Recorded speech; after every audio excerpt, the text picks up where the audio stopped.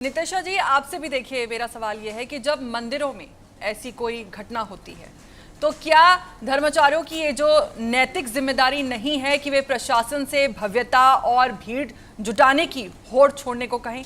जनता ये जानना चाहती है और ये पूछती है बार बार कि क्या आज नहीं तो कभी नहीं वाली जो ये मानसिकता है भक्ति को खतरनाक कंपटीशन नहीं बना रही है कि बस जो है वो आज ही है? सभी को राधे राधे। देखिए, मेरा तो ये मानना है कि हम उस भारत में रहते हैं जहाँ पे 100% लोग पढ़े लिखे नहीं है, और जो पढ़े लिखे हैं, जिनसे हम पढ़े लिखे होने की वो रखते हैं, वो लोग भी जब मंदिर गुरुद्वारे या कहीं जाते हैं ना, तो वो लोग भी बिल्कुल पेशेंस नहीं रखते, वो भी इलिटरेट की तरह ही काम करते हैं। तो मैंने बहुत लोगों को देखा है, चाहे हम वैष्णो देवी की बात करें, चाहे महाकुंभ की बात करें, तो देखिए प्रशासन किस लिए, सरकार किस लिए बनाई गई है, ताकि भीड़ को संयुक्त करके उनको समझा के आगे बढ़ा सके।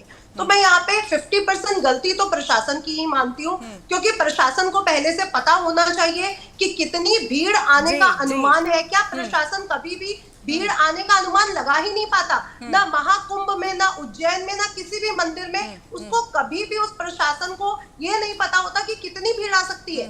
फिर अगर आपको इतना टैक्स से पैसा आ रहा है तो बैरिगेटिंग स्ट्रॉन्ग क्यों नहीं होती है? सकरे रास्तों से क्यों निकाला जाता है लोगों को? तीसरी चीज, अफवाहें फैलने पर जो आपके ऑडिट सिस्टम है, सुरक्षा ऑडिट सिस्टम, वो क्यों नहीं काम करते हैं? तो पहली तो 50% गलती यहाँ पे मैं सरकार और प्रशासन की ही मानती हूँ। दूसरी बात, सरकार के लिए भी, प्रशासन के लिए भी एक मनुष्य की जिंदगी जीरो हो चुकी है। इनके लिए कोई फर्क नहीं पड़ता कितने लोग मरेंगे, उनको कुछ सरकार, राज्य सरकार, केंद्रीय सरकार कुछ मुआवजा देगी, कुछ सिस्टम बैठेंगे, कुछ फाइलें फिर बाद में जाके दब जाएंगी। तो मैं तो ये बिल्कुल ही इसके खिलाफ हूँ। और कंट्रीज में देखिए, कुत्तों के भी, पक्षियों के भी रेस्क्यू टीम्स बुलाई जाती है, उनपे काम किया जाता है। हमारे इधर सुरक्षा इतनी कमजोर क्यों है?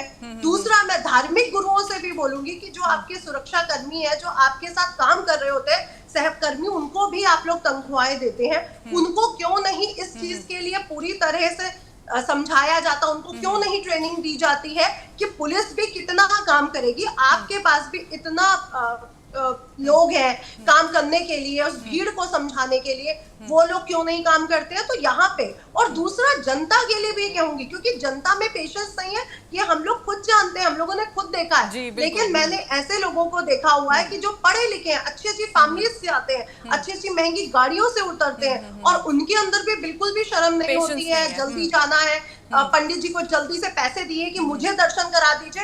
और सबसे बड़ी बात, जो बड़े बड़े लोग हैं, चाहे वो समाज सेवा से जुड़े हो या प्रशासन से जुड़े हो या नेता हो या कोई भी हो, जो बड़ी फैमिली से आते हैं, वो क्यों वीआईपी दर्शन करना चाहते हैं? आप नॉर्मल मैन की तरह भगवान के दर पे जा रहे हैं, तो आप नॉर्मल की तरह जाइए ना।